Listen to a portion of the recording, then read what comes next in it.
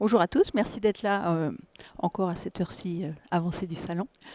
Je me présente, je suis Sophie Dorianal, directrice marketing de Nutri Marketing. On est une agence basée à Paris et on fait trois choses principalement. La première, c'est de faire de la veille de l'innovation, donc tout ce qui est nouveaux ingrédients, nouveaux produits, les attentes des consommateurs, leur niveau de connaissance, la réglementation, la science, etc. Avec ce travail-là, on va faire des études de marché, des présentations de tendances, on va guider des tours innovation sur les salons. Et surtout, on va faire notre deuxième chose, c'est-à-dire de l'innovation alimentaire. Donc, on va conseiller nos clients pour développer évidemment des nouveaux produits en adéquation avec les tendances qu'on aura détectées sur leur marché. Et enfin, on fait de la communication en nutrition, donc mise en mots pour le consommateur, pour le prescripteur, pour tous ceux qui en ont besoin. Pardon. Donc aujourd'hui, je vais vous parler de la nutri-cosmétique. Donc c'est une tendance qui nous vient du Japon dans les années 80 et c'est en fait à la frontière évidemment entre l'alimentation et la cosmétique. Donc nourrir sa peau, nourrir sa beauté de l'intérieur, principalement via des compléments alimentaires, mais de plus en plus via des aliments également. Et donc c'est une tendance qui est en forte progression.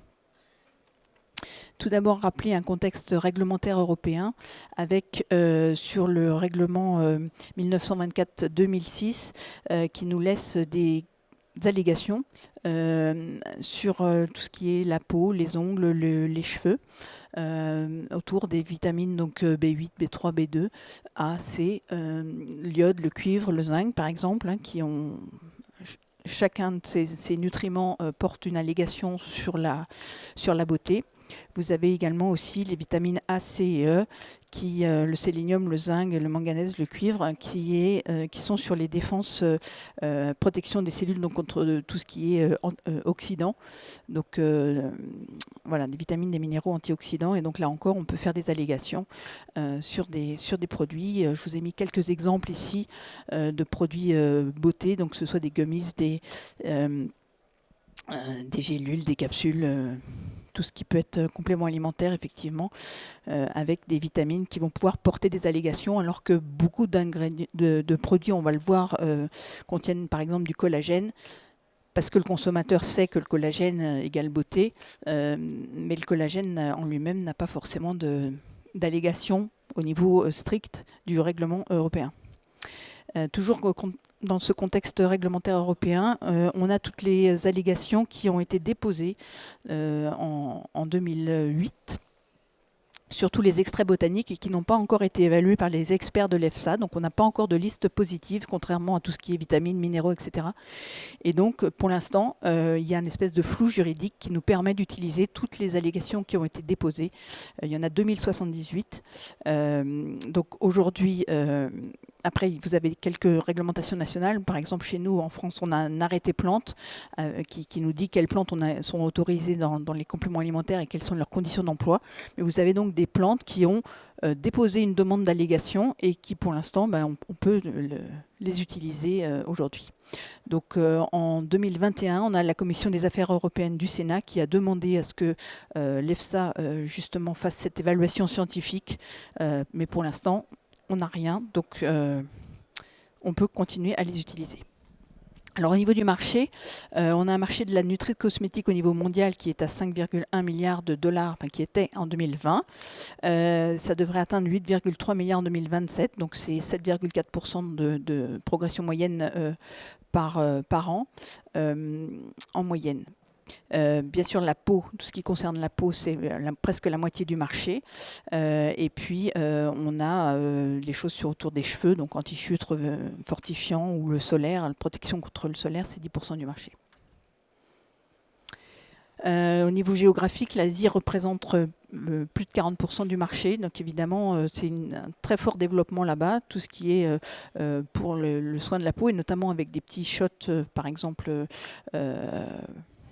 au collagène ou autre, mais aussi tout ce qui est blanchiment ou éclaircissement de la peau, etc. Donc il y a vraiment une très forte tradition, on va dire, autour de la nutri-cosmétique sur le marché asiatique. Je vous l'ai dit tout à l'heure, le Japon, c'est le pays d'origine. Puis, deuxième grand marché, ça va être l'Europe, et enfin l'Amérique du Nord. Donc là encore, hein, quelques exemples de produits. Des choses qui peuvent être véganes. Donc là, c'est à la goyave pour l'hydratation, la texture de la peau ou autre. Au niveau là, vraiment purement innovation, donc nous on travaille avec une base de données qui s'appelle Innova Database et qui recrute dans le monde tous les nouveaux produits, tous les nouveaux lancements de produits, que ce soit en food ou en complément alimentaire. Et donc ça nous permet de voir des évolutions de marché. Vous voyez qu'entre 2018 et entre 2021, le nombre de lancements, donc c'est vraiment innovation pure, hein, de compléments alimentaires autour de la beauté, donc que ce soit la peau, les cheveux, les ongles, ça a été multiplié par 3. Donc on voit déjà un espèce d'effet Covid là-dessus. Et avec l'Europe qui représente 32%, donc un tiers des innovations, et qui a progressé de 37% entre 2020 et 2021. L'Amérique du Nord, 30% aussi des innovations, et ça a augmenté de 44% entre 2020 et 2021.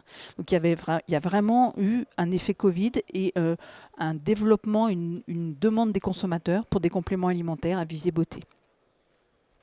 Tout ce qui est là, vraiment soin de la peau uniquement, 18% des lancements de compléments alimentaires dans le monde, en Europe, pardon, ont une allégation sur la peau. Donc ça veut dire que la nutri-cosmétique, enfin en tout cas tout ce qui concerne la peau en Europe, sur tout l'ensemble des compléments alimentaires, c'est quand même presque 20% des lancements de nouveaux produits. Donc vraiment une très très forte demande, attente des consommateurs autour de cette nutri-cosmétique.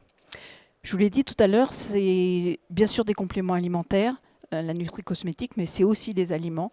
Et de la même façon, j'ai interrogé la base de données et le nombre de lancements de produits alimentaires avec une allégation beauté a progressé de 65% entre 2019 et 2021, avec l'Asie qui représente par contre 35% des lancements, l'Europe 24% et l'Amérique du Nord 14,5%.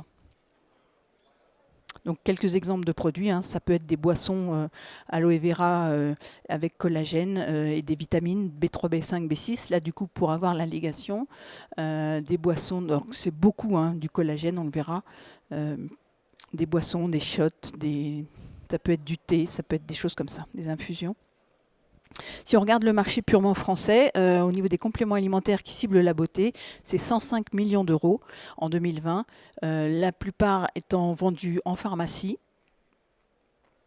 puisque c'est presque plus de 60% en pharmacie, avec des progressions de l'ordre de 5,5% à peu près, sauf la parapharmacie qui est plutôt en chute de 7%. Donc c'est vraiment les consommateurs qui vont chercher en pharmacie, un conseil, bien évidemment, et une efficacité autour de ces produits-là. Donc là encore, hein, quelques exemples, ça peut être, vous voyez, des sticks, toujours collagène, ça peut être des gummies, ça peut être différentes choses différentes galéniques, on va le voir tout à l'heure aussi. Alors au niveau des attentes consommateurs, il y a vraiment eu depuis le Covid un intérêt vraiment grandissant des consommateurs pour la santé de leur peau, avec un lien fort entre les consommateurs qui vont vous dire qu'il y a un lien entre ma santé globale et la santé de ma peau. Donc déjà un consommateur sur deux, plus d'un consommateur sur deux n'est pas satisfait de la santé de sa peau en 2020. Et puis, presque 6 consommateurs sur 10 dans le monde, ils veulent plus d'informations pour améliorer cette santé de la peau. C'est vraiment quelque chose, et du reste, c'est pour ça qu'il y a de plus en plus de produits lancés là-dessus. Il y a une vraie attente et on est vraiment intéressé, même si j'ai pas particulièrement des problèmes de peau, je suis intéressée pour avoir des produits qui vont me rendre voilà, plus beau, plus belle. Donc c'est quoi cette santé, la définition de la beauté pour les consommateurs? C'est pas forcément physique en fait, c'est vraiment looking healthy, hein, donc montrer je suis sain, je suis bien dans ma peau, et donc ça peut être quelque chose de très mental finalement, et que ce mental va rejaillir, voilà, si je suis bien, si je suis heureux, si je suis bien dans ma peau, à ce moment-là je vais, comment dire, shining, voilà, shining. Je ne sais plus comment ça se dit, shining, mais briller, merci beaucoup. Briller de l'intérieur, et du coup ça va se voir et ça va me donner la confiance en moi aussi, ça me permet d'être plus à l'aise, d'être mieux dans ma peau, et c'est vraiment ça, plutôt qu'un concept vraiment beauté pure et dure, comme on pouvait le concevoir il y a encore quelques années. Donc, même si c'est effectivement un concept beauté, c'est intangible, hein, il y a des gens que vous allez trouver beaux et d'autres qui vous... Voilà, chacun ses goûts. C'est la perception de tout le monde, mais il y a vraiment... voilà, 45, pour 44% des consommateurs dans le monde, la beauté, c'est se sentir bien dans sa peau. Et c'est ça qui est important. Ah.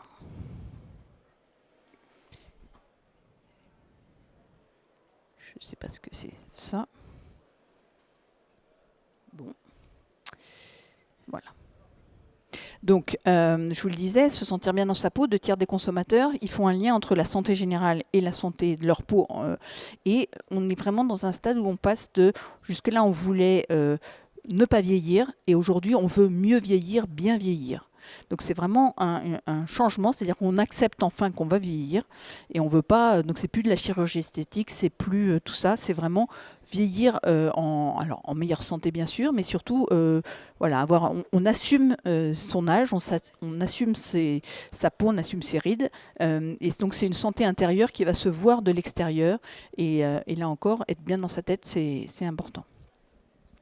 Donc dans les tendances des consommateurs, on voit qu'il y a de la même façon qu'il y a une santé holistique de plus en plus, là il y a une beauté holistique aussi. Ça veut dire que c'est pas seulement la beauté, c'est pas seulement du maquillage pour pouvoir cacher des choses ou quoi. Au contraire, c'est pas qu'une question d'apparence extérieure, hein, pour 98% des Françaises.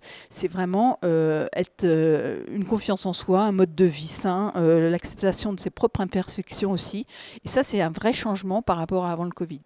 Donc c'est voilà, je m'assume complètement, et c'est vraiment une question de mental, de bien-être intérieur qui va rejaillir sur moi. C'est ça maintenant la nutri-cosmétique. Donc quelques exemples encore de produits, hein, avec la racine de rhubarbe de Sibérie, mais aussi beaucoup justement de probiotiques qui vont agir sur l'intérieur pour pouvoir se sentir en meilleure santé. Donc des bouteilles, donc des choses recyclables, des choses où on va se sentir mieux, et donc ça va rejaillir de la même façon sur notre peau, donc avec toujours les vitamines pour avoir nos allégations, mais aussi des devices qui vont nous permettre de personnaliser éventuellement notre beauté et avoir une santé plus personnalisée, une beauté plus personnalisée aussi, qui est une forte attente des consommateurs. Donc dans les tendances, il y a cet axe intestin-peau qui est très importante, puisque comme vous le savez, la peau a une flore également, comme vous avez une flore évidemment, flore intestinale, et il y a vraiment de plus en plus de produits qui vont être lancés, qui vont faire du bien au niveau des intestins pour pouvoir avoir un lien avec notre flore cutanée. Et là, on a dans les compléments alimentaires, avec cette allégation relative à la santé de la peau, vous avez 48% il y a une progression de 48% sur les produits qui ont à la fois une allégation peau et une allégation sur la digestion, et 38% pour ceux qui ont à la fois une allégation peau et une allégation sur l'immunité. Donc il y a vraiment un lien très fort. Le consommateur est de plus en plus convaincu de ce lien en fait entre les allégations santé intestinale et santé de la peau. De la même façon, vous avez cet axe peau-cerveau avec un lien, encore une fois, entre si je suis bien dans ma tête, je vais être bien dans ma peau. Donc c'est Lady Blessington, qui est une écrivaine irlandaise, qui a dit « il n'y a pas de meilleur produit de beauté que le bonheur ». Et donc c'est vraiment ce principe-là. Donc à la fois le stress, le manque de sommeil, ça peut avoir des effets délétères et avoir une mauvaise mine le matin. Bien sûr, l'alcool, ça peut être la pollution, ça peut être la cigarette, ça peut être tout ça qui nous donne une mauvaise mine. Mais du coup, tout ce qui est mental aussi. Et donc, si je suis bien, encore une fois, dans ma tête, si j'ai confiance en moi, là, je vais pouvoir effectivement avoir une meilleure peau et être mieux le matin au réveil. Donc il y a vraiment ce lien très fort, et avec des produits alimentaires, des compléments alimentaires qui sont lancés sur ce thème-là, pour vous faire sentir mieux, pour avoir un meilleur sommeil et du coup avoir une meilleure peau. Et donc des choses, vous voyez, Sleep Inner Beauty Support. Donc c'est vraiment, j'améliore votre sommeil pour que vous ayez une meilleure mine le matin. Donc là encore, beaucoup de probiotiques autour de ça, probiotiques, prébiotiques, mais aussi postbiotiques, symbiotiques et psychobiotiques maintenant. Donc pour cet axe cerveau-peau. Autre tendance, c'est évidemment la tendance détox, donc se détoxifier de l'intérieur pour détoxifier sa peau aussi. Et donc là, on a des compléments alimentaires qui vont vouloir nettoyer cette peau, mais de l'intérieur. Donc ça peut être à base de kale, de spiruline, d'herbes, etc. Vous avez là encore beaucoup de plantes utilisées pour cette détox. Autre tendance, qu'on va retrouver dans la tendance cosmétique pure, c'est une tendance inclusivité, donc avoir des produits qui vont être pour tous et non plus... c'est vrai que jusque-là, cette tendance beauté était assez féminine d'une part. Aujourd'hui, on veut des produits qui sont pour tous les genres, pour toutes les peaux, pour tout le monde finalement. Et donc, 68% des consommateurs qui voudraient des publicités, notamment pour les produits de beauté qui reflètent vraiment les situations plus normales. On voit arriver des personnes d'un certain âge dans les publicités, on voit apparaître des gens de tous les sexes, de toutes les tendances, de tous les couleurs également. Et donc, de plus en plus, c'est suite aux mouvements comme Balance ton port, comme Black Lives Matter, etc. Et donc là, c'est vraiment inclusivité à tous les niveaux. Et on le voit dans les produits, puisqu'il y a à la fois des choses pour les hommes, il y a des choses pour les gens avec différentes couleurs de peau. Et vous avez aussi des emballages. Là, par exemple, sur cette crème, c'est un emballage pour les gens qui sont non-voyants ou malvoyants, puisque c'est écrit en braille dessus et c'est facile de l'ouvrir, etc. Donc, autre tendance, j'ai évoqué un petit peu tout à l'heure, c'est la personnalisation. Et là, vous avez 54% des millennials et de la génération Z qui veulent des produits et des services plus personnalisés. Donc on le retrouve, c'est une tendance qu'on retrouve en food également et en cosmétique pure aussi. Et donc l'idée, c'est de se dire on est tous différents et que je voudrais des produits qui soient vraiment dédiés à la fois à ma peau, à ma flore intestinale peut-être aussi. Et donc vous voyez notamment chez les plus jeunes, des gens qui sont prêts à faire des consultations personnalisées, mais aussi éventuellement à se faire des séquençages du microbiote intestinal, des séquençages ADN ou autres, pour pouvoir avoir derrière des choses personnalisées. Il y a déjà aux États-Unis des compléments alimentaires qui ont été lancés en fonction de votre résus sanguin. Vous avez aussi des compléments alimentaires en fonction justement de votre microbiote ou de votre ADN. Donc en fonction que si tel ou tel gène est surexprimé chez vous ou sous-exprimé chez vous, vous pouvez avoir des produits vraiment dédiés. Donc dans cette personnalisation, on voit que vraiment une forte attente des consommateurs, notamment dans les produits pour la peau, et notamment pour avoir des choses vraiment personnalisées, que ce soit en termes de couleur, mais aussi vraiment adaptées à la qualité de ma peau, c'est important. Donc quelques exemples ici, avec des gammes de compléments alimentaires vraiment personnalisés. Vous voyez, vous aurez votre nom marqué sur la boîte. Et en fait, là, vous répondez à un questionnaire sur toutes vos habitudes, sur toute une série de questions. Et là, on vous recommande tel ou tel, vraiment des choses avec des micronutriments spécifiquement dédiés pour vous. Et vous avez des vitamines, vous pouvez avoir, tout un tas de choses comme ça pour avoir des cures personnalisées en fonction de vous et de vous seul. Alors, je vous en ai parlé tout à l'heure, les ingrédients dans la nutri-cosmétique, c'est principalement le collagène, bien évidemment, même si on n'a pas d'allégation particulière là-dessus. Donc, que ce soit le peptide de collagène ou le collagène marin, qui est très à la mode en ce moment. Bien sûr, l'acide hyaluronique. Donc, ces deux nutriments, en fait, ils viennent évidemment des crèmes cosmétiques. C'est ça qu'on retrouve dans les crèmes. Donc, on se dit qu'en les mangeant, on va avoir les effets. Pareil pour les céramides. Et puis tout ce qui est curcuma qui arrive également là-dedans. Donc le marché des ingrédients cosmétiques, et vous savez que pour la première fois sur Pharmatech Cosmétech, on a un village ingrédients cette année.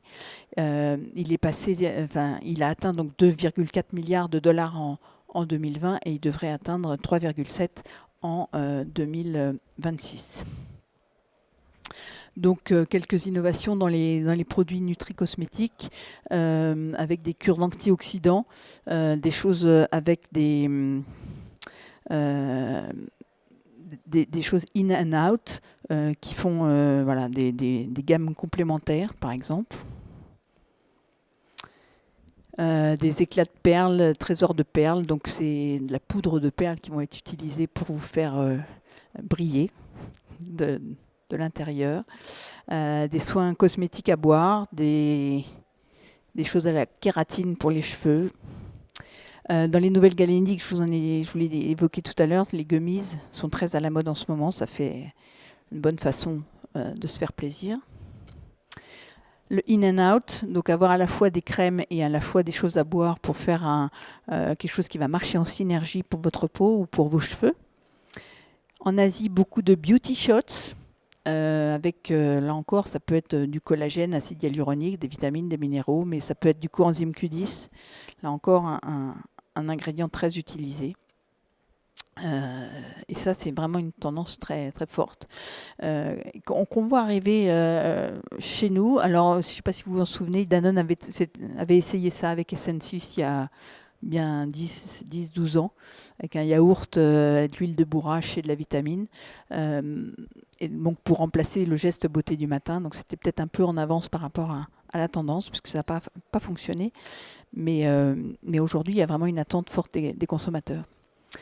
Voilà, pour conclure cette présentation, vous dire que cette nutri-cosmétique, cette dermonutrition, c'est vraiment, on en est au début, ça se développe beaucoup, il y a une forte attente de la part des consommateurs, encore une fois, lien avec la santé physiologique, le derme, les fanères, c'est aussi l'équilibre de son microbiote, toute la santé de toutes les flores intestinales, cutanées, donc c'est vraiment un tout, donc une approche vraiment très holistique de la beauté. Et puis on voit des nouvelles pistes d'innovation autour des probiotiques, que ce soit en topique ou à ingérer, des postbiotiques, des produits in and out. Là, on a beaucoup de demandes, nous, de la part de nos clients autour de ça, pour avoir un effet synergique entre ce que l'on va pouvoir mettre sur notre peau et puis ce qu'on va pouvoir ingérer et ce que ça va ressortir. Des choses très personnalisées aussi, une dermonutrition, hein, on le voit en food également, hein, des choses où on va vouloir avoir un séquençage de notre ADN, de notre microbiote pour avoir des choses qui nous sont dédiées, parce qu'on est tous, encore une fois, différents, on a tous un ADN particulier. Le microbiote et le microbiome intestinal, il est que au début, on est que au début de ce qui va pouvoir nous livrer. Et donc, encore une fois, les postbiotiques, les psychobiotiques qui vont jouer sur l'axe intestin-cerveau. Là encore, il y a beaucoup de travaux là-dessus avec des plantes adaptogènes, avec des nootropiques pour nous aider à vaincre notre stress et à avoir plus de focus au quotidien. Et puis on a vraiment un objectif très, encore une fois, très holistique. Et donc, que ce soit pour la peau, les cheveux, le solaire, l'acné, enfin bref, tout ce qui concerne les problèmes de peau peuvent être ciblés par des nutri-cosmétiques également et par du in and out. Voilà, donc c'est plus seulement hydrater sa peau, c'est vraiment s'hydrater tout son corps, c'est vraiment se sentir bien dans sa peau et pour avoir une beauté voilà, au global, quoi, très holistique. Voilà ce que je voulais vous dire sur ce marché de la nutri-cosmétique. Donc je vous remercie déjà de votre attention et puis je suis prête à répondre à des questions si vous en avez. Merci à vous. Et puis bonne fin de salon.